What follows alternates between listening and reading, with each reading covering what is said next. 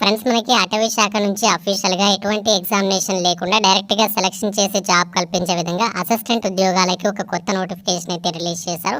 Andhra Pradesh, Telangana male and female candidates అందరూ కూడా apply చేసుకోవచ్చు. మన సొంత రాష్ట్రంలోనే జాబ్ పోస్టింగ్ అనేది కల్పిస్తున్నారు. ఎటువంటి అప్లికేషన్ ఫీ లేదు, ఎటువంటి ఎగ్జామినేషన్ కూడా మీకు ఏమీ ఉండదు. కేవలం ఇంటర్వ్యూ ద్వారానే మిమ్మల్ని సెలక్షన్ అయితే చేస్తున్నారు.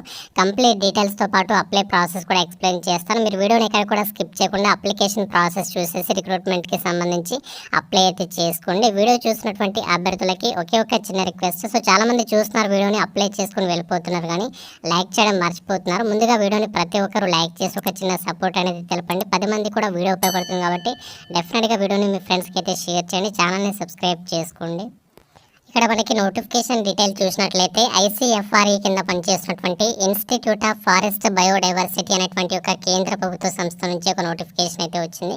ఈ కేంద్ర ప్రభుత్వ సంస్థ ఎక్కడ ఉంది అంటే మన హైదరాబాద్లో కోంపల్లి ఎస్ఓ దూలపల్లి అనేటువంటి ఒక లొకేషన్కి సంబంధించినటువంటి ప్లేస్లో ఈ యొక్క ప్రభుత్వ సంస్థ అనేది ఉంది.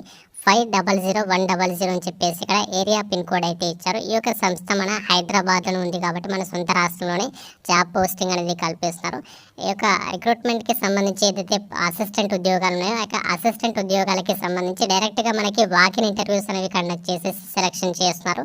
ఎటువంటి ఎగ్జామినేషన్ కానీ ఎటువంటి స్కిల్ టెస్ట్ కానీ మీకు ఏమి ఉండవు. అండ్ అలాగే మీరు సింగిల్ రూపీ కూడా అప్లికేషన్ ఫీజు అనేది ఎవరికి కూడా పే చేయాల్సినటువంటి పని లేదు. డైరెక్ట్గా మనకి నెక్స్ట్ మంత్ 11th March రోజు డైరెక్ట్గా మీకు ఇంటర్వ్యూస్ అనేవి కండక్ట్ చేసి ఒక వేకెన్సీస్కి సెలెక్షన్ చేస్తున్నారు. 11th March 2024 మార్నింగ్ 10 AM నుంచి 12 PM మధ్యలో మనకి ఇంటర్వ్యూస్ అయితే ఉంటాయి. ఎక్కడ అంటే హైదరాబాద్లో కోంపల్లి ఎస్ఓ Dulapally institute of forest biodiversity అనేటువంటి ఒక కేంద్ర ప్రభుత్వ సంస్థ ఉంది. ఆ లొకేషన్కి మీరు డైరెక్ట్గా వెళ్ళాల్సి అయితే ఉంటుంది.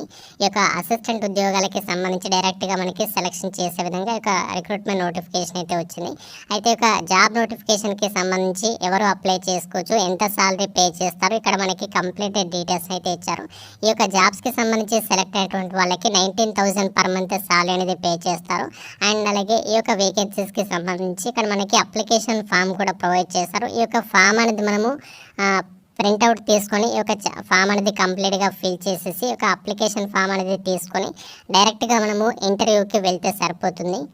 ఈ యొక్క అప్లికేషన్ ఫామ్ లింక్ అనేది మీకు డిస్క్రిప్షన్లో కామెంట్ సెక్షన్లో మన వెబ్సైట్లో అయితే ఉంటుంది. అక్కడి నుంచి వెళ్ళి అప్లికేషన్ ఫామ్ అనేది డౌన్లోడ్ చేసుకొని ఈ యొక్క అప్లికేషన్ ఫామ్ ప్రింట్అవుట్ తీసుకున్న తర్వాత ఇందులో మీ యొక్క డీటెయిల్స్ అన్ని కూడా ఫిల్ చేసి రెడీగా పెట్టుకొని డైరెక్ట్గా మీరు ఆ యొక్క March 11th రోజు డైరెక్ట్గా మీరు డాక్యుమెంట్స్ అని కూడా తీసుకొని ఇంటర్వ్యూకి అటెండ్ అయితే సరిపోతుంది. ఇక్కడ మనకి first name of the project అని చెప్పేసి అడిగాడు కదా, ఇక్కడ మీరు ఏం చేస్తారంటే మనకి నోటిఫికేషన్లో పోస్ట్ పక్కన నేమ్ ఆఫ్ ది ప్రాజెక్ట్ అని చెప్పేసి ఇక్కడ టైటిల్ ఆఫ్ ది ప్రాజెక్ట్ అని చెప్పేసి ఇచ్చాడు. సో ఈ యొక్క ప్రాజెక్ట్ నేమ్ అనేది మనం అందులో అప్లికేషన్ ఫామ్లో అయితే మెన్షన్ చేయాల్సి ఉంటుంది. ఆ ప్రాజెక్ట్ నేమ్ అనేది ఇక్కడ రాయాలి. నెక్స్ట్ వచ్చేసి post applied for project assistant అని చెప్పేసి రాయండి. తర్వాత name of the applicant in block letters. So ఇక్కడ బ్లాక్ లెటర్స్ అంటే క్యాపిటల్ లెటర్లో మీ యొక్క ఫుల్ నేమ్ అనేది రాయాల్సి ఉంటుంది. నెక్స్ట్ వచ్చేసి మీ యొక్క ఫాదర్ నేమ్ అనేది రాయండి. నెక్స్ట్ వచ్చేసి date of birth, date, month, year ఫార్మాట్లో మీరు ఇక్కడ డేట్ ఆఫ్ బర్త్ అనేది రాయాలి. నెక్స్ట్ వచ్చేసి March 11th 2024 నాటికి మీ యొక్క ఏజ్ అనేది ఎంతనో మెన్షన్ చేసేయండి. తర్వాత మీ యొక్క జెండర్ అనేది ఇక్కడ మీరు రైట్ మార్క్ కానీ ఇక్కడ మీరు టిక్ మార్క్ కానీ ఈ విధంగా చేసేస్తే సరిపోతుంది. నెక్స్ట్ మ్యారిటల్ స్టేటస్ దగ్గర మీరు మ్యారీడ్ అయితే మ్యారీడ్, అన్మ్యారీడ్ అయితే అన్మ్యారీడ్ అని చెప్పేసి ఈ విధంగా రైట్ మార్క్ అనేది ఇచ్చేయాలి. Next whether belongs to SC, ST or OBC attach caste proof certificates. So ఇక్కడ మీరు ఏం చేస్తారంటే మీరు ఏ క్యాస్ట్ అయితే ఆ క్యాస్ట్ అనేది ఆ విధంగా అప్లికేషన్ ఫామ్లో రాయాలి. ఆ యొక్క క్యాస్ట్ సర్టిఫికేట్ జిరాక్స్ కాపీస్ను కూడా అప్లికేషన్ ఫామ్కి అటాచ్ చేసుకొని తీసుకుని వెళ్ళాల్సి ఉంటుంది. అండ్ అలాగే అడ్రస్ ఫర్ కమ్యూనికేషన్లో మీ యొక్క కమ్యూనికేషన్ అడ్రస్ అనేది రాయాలి. తర్వాత మొబైల్ నెంబర్, ఈమెయిల్ అడ్రస్ రాసిన తర్వాత పర్మనెంట్ అడ్రస్ రాసేసి నెక్స్ట్ మొబైల్ నెంబర్ మళ్ళీ రాసేసేయండి. తర్వాత ఎడ్యుకేషనల్ క్వాలిఫికేషన్ వచ్చేసి ఇక్కడ మీరు ఏమేమి డీటెయిల్స్ రాస్తారంటే 10th క్లాస్కి సంబంధించి ఒకవేళ మీరు హైయర్ క్వాలిఫికేషన్స్ ఉంటే ఇంటర్ డిగ్రీతో పాటు మీ ఇంకా హైయర్ క్వాలిఫికేషన్స్ ఉంటే వాటికి సంబంధించి డీటెయిల్స్ని కూడా మీరు ఇందులో రాసేసేయచ్చు. సో ఆ విధంగా మీరు ఇక్కడ 10th క్లాస్ నుంచి మిగతా డీటెయిల్స్ అన్ని కూడా ఈ విధంగా మీరు సీరియల్ వైజ్గా అయితే రాయాలి.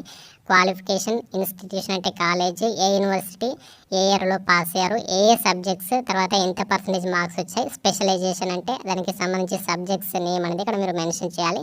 అండ్ అలాగే మీరు అక్కడ డాక్యుమెంట్స్ జిరాక్స్ కాపీస్ని కూడా సెల్ఫ్ అటెస్టేషన్ అంటే ప్రతి జిరాక్స్ కాపీ మీద మీరు సిగ్నేచర్ చేసేసి క్యాస్ట్ సర్టిఫికేట్ మీద కూడా సిగ్నేచర్ చేసేసి ఆ డాక్యుమెంట్స్ అని కూడా మీరు తీసుకుని వెళ్ళాల్సి ఉంటుంది. ఒకవేళ ఆల్రెడీ మీరు గవర్నమెంట్ ఏదైనా పబ్లిక్ సెక్టర్స్లో కనుక వర్క్ చేస్తున్న వాళ్ళైతే ఇక్కడ మీరు మెన్షన్ చేయండి, లేకుంటే మీరు ఇక్కడ ఎన్ని అని చెప్పేసి రాసేసేయండి. తర్వాత మీకు ఏమేమి లాంగ్వేజెస్ వస్తాయో ఆ లాంగ్వేజెస్కి సంబంధించి ఈ విధంగా రైట్ మార్క్ అనేది ఇచ్చేయండి. తెలుగు లాంగ్వేజ్కి సంబంధించి రీడింగ్ చదవడం వచ్చు కాబట్టి చదవడానికి సంబంధించి ఈ విధంగా రైటింగ్, స్పీకింగ్ అని చెప్పేసి ఉంది. రీడింగ్, రైటింగ్, స్పీకింగ్ స్కిల్స్ హిందీకి సంబంధించి ఉంటే ఆ విధంగా మీరు రైట్ మార్క్ అనేది ఇచ్చేయచ్చు. ఇంకా మీకు వేరే లాంగ్వేజ్ ఉంటే ఆ లాంగ్వేజ్ ఇక్కడ రాసేసి దానికి సంబంధించి ఈ విధంగా రైట్ మార్క్ అనేది ఇచ్చేయాలి. ఒకవేళ మీకు హిందీకి సంబంధించి స్పీకింగ్ స్కిల్స్ లేకుంటే ఈ విధంగా రైట్ మార్క్ ఇంటూ మార్క్ అనేది చేయాలి. తర్వాత ప్రొఫిషియన్సీ ఇన్ కంప్యూటర్స్. సో ఇక్కడ కంప్యూటర్స్కి సంబంధించి ప్రొఫిషియన్సీ అనేది ఎందులో ఉందో అది ఇక్కడ మీరు రైట్ మార్క్ అనేది ఇచ్చేయాలి. ఎంఎస్ వర్డ్లో ఉంటే ఎంఎస్ వర్డ్ అని చెప్పేసి చెప్తేయండి. ఎనీ అదర్ స్పెసిఫై బిలో, ఇందులో మీకు ఏదేని లేకుంటే ఇక్కడ మరి దానికి సంబంధించి స్పెసిఫికేషన్ అనేది మీరు మెన్షన్ చేయాలి. తర్వాత మీకు ప్రీవియస్గా ఏదైనా ఎక్స్పీరియన్స్ ఉంటే అది ఇక్కడ పెట్టండి, లేకుంటే నో అని చెప్పేసి రాసేసి సరిపోతుంది. తర్వాత ఫైనల్గా ఏంటంటే మీరు ఇక్కడ సిగ్నేచర్ పెట్టేసేసి ఇక్కడ మీ యొక్క ఫుల్ నేమ్ అనేది రాసేసి ఏ రోజు అప్లికేషన్ మనకి తీసుకెళ్తున్నారో మార్చ్ 11 కాబట్టి ఆ ప్లేస్ అండ్ అలాగే డేట్ అనేది రాసేసి ఈ ఫామ్ అనేది కంప్లీట్గా ఫిల్ చేసేసి మీరు డైరెక్ట్గా ఆ రోజు ఇంటర్వ్యూ రోజు తీసుకొని వెళ్తే సరిపోతుంది. దీంతోపాటు మీరు educational copies, caste copies, xerox copies and అలాగే ఫోటోగ్రాఫ్స్ని కూడా తీసుకొని ఆ రోజు ఇంటర్వ్యూకి అయితే వెళ్ళండి. రిక్రూట్మెంట్కి ఎవరు ఎలిజిబుల్ అంటే బీఎస్సీ డిగ్రీ అనేది botany, forestry, ecology, environmental science, life సైన్సెస్కి సంబంధించిన విభాగంలో బీఎస్సీ డిగ్రీ చేసిన వాళ్ళు ఎలిజిబుల్. కంప్యూటర్కి సంబంధించిన నాలెడ్జ్ ఉన్న వాళ్ళకి ఫస్ట్ ప్రిఫరెన్స్ ఇస్తారు. అప్ టు December 2024 వరకు కూడా మీకు ప్రాజెక్ట్ పద్ధతిలో యొక్క వేకెన్సీస్ని అయితే రిక్రూట్మెంట్ చేస్తున్నాము అని చెప్పేసి ఇచ్చారు.